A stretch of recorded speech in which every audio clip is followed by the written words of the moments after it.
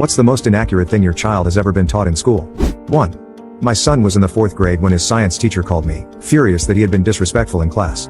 I asked her what had happened. She said, I was teaching the students the difference between mammals and fish. I told them that sharks are mammals and whales are fish. He interrupted me and told me I had made a mistake. I, of course, told him I was right, and he said, "Who gave you a diploma?"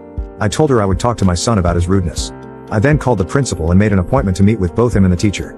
In the meeting, I asked her to repeat her story, and she did, still insisting that whales were fish and sharks were mammals. The principal just shook his head and said, and I hired her. I did talk to my son about being polite to everyone, even if they are wrong. 2. My son was in 4th grade. He came home with a math paper that was marked F. I read through the problems and realized the answers were all correct. I called the teacher, and he said that my son needed to show his work on the paper. I replied that he didn't show his work because these problems were easy and he did them all in his head. I told him that if he wanted to take off some points for not explaining, that was one thing, but an F was completely unacceptable.